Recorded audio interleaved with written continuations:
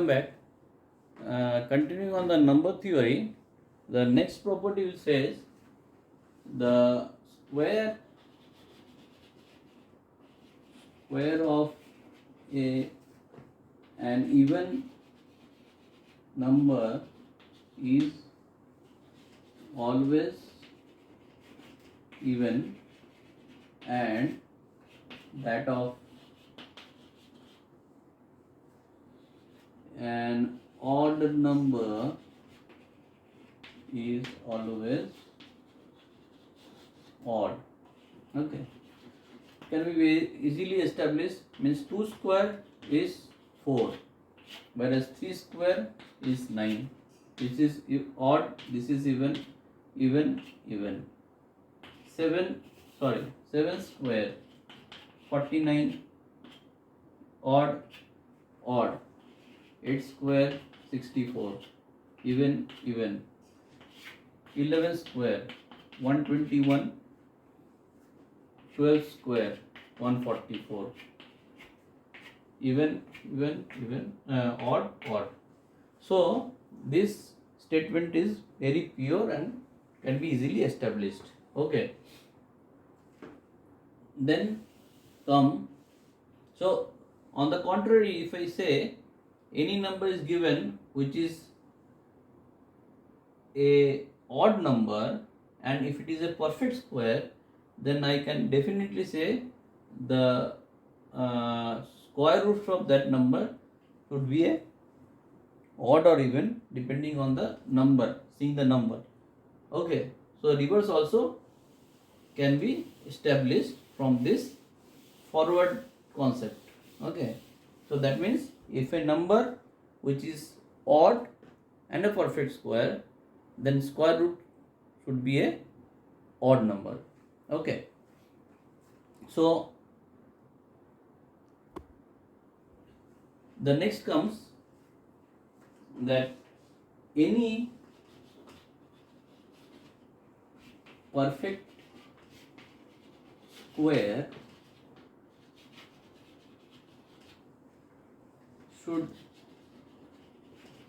be ended with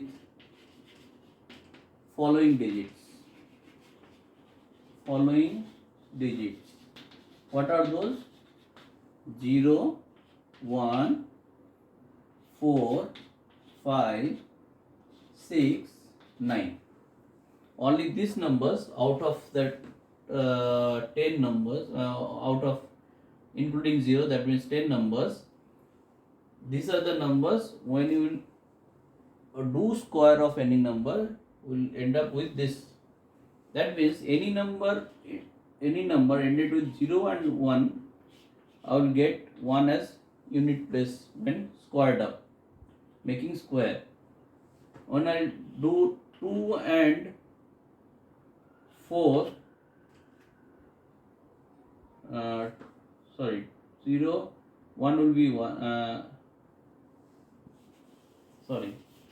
0, 0, 1 and 9, it will give 1 square 1, 9 square 1, ended with 1. And this 3 and 7 ended with 9, and that of remaining is 1, 2, 2, 4, 8. 4 and 8 ended with 2 and 8 ended with 4, and 1, 2, 3, 4, 4 and 6 ended with 6. So whenever I do square of any number ended with 1 and 9, I will get 1 in units place. For 3 and 7, I will get 9. 2 and 8, I will get 4. 4 and 6, I will get 6. So you can see that if the number ended with this number only, 1, 2 and 5, okay, 5 also will come. 5 will give you 5. So 1, 0, 1, 5, 4, 5, 6, 9. If these are the number at the end, and there is a possibility that I will get a perfect square. That means if a number contains this number at the end, I would say that there is a possibility to get a perfect square. Apart from this number, the remaining number is 2, 3, 7 and 8. If I get something at the end, those number could never be declared as a perfect square. So I can eliminate those number if I ask to decide whether this number are perfect square. Let's say I am taking number 172. So by seeing this number I can say that this is not a perfect square. Whereas if I say 181, there could be possibilities, as because this is containing 1. It is perfect square or not, that is a different issue, but I cannot eliminate such number which is having 1 at its end to declare it is a perfect square. Whereas if I say something, if I see something number which ended with this number, I can easily say this is not a perfect square. So this is the thing.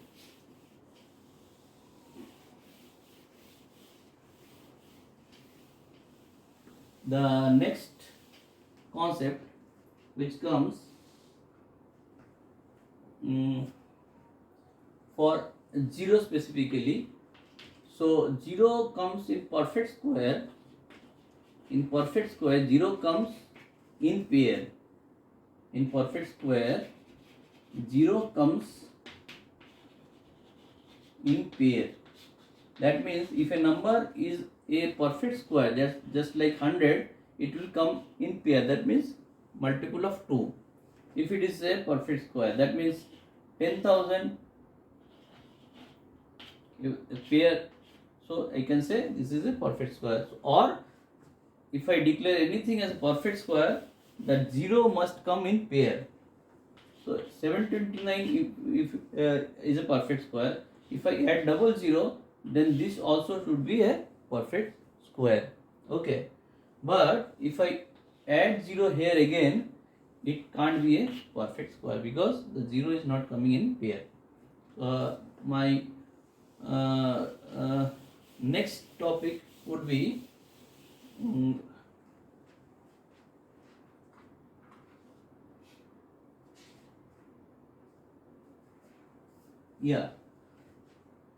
it says if a perfect square is divided by 3 and 3 or 4, can leave only 0 or 1 at unit place. Okay, now apart from 0, 1, if left 2 or 3, then the number is not a perfect square. So if I get some number which when divided by 3 or 4 have remainder 2 or 3, then I can say easily that it is not a perfect square. Say for example, if I take a small example 2, and if I divide it with 3, I will get how much?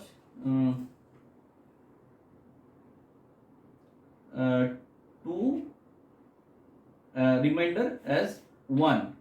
But as per the condition, for perfect square, when divided with 3 and 4, I will get 0 or 1. Here I am getting 3 as remainder.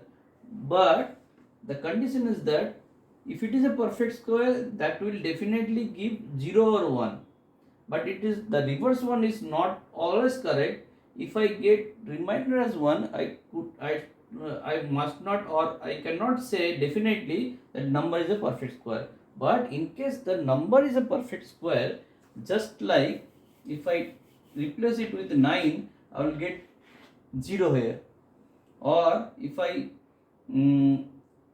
replace it if I divide with 4, I will get 1 here. So that means if it is a perfect square and if I divide with the 3 and 4, I will definitely get 0, 1 as a remainder. Whereas for any number, even if it is a perfect square, if I divide with if it is not a perfect square, that means this is always correct. If I get 2 and 3 for any number, it can never be a perfect. This is understood if I take any random number. So then it can be concluded easily. If I take some bigger number 17 to 9 and if I divide with 3, it will give you 0 as remainder. Or if I divide with the 4, then it will be a 1 as a remainder.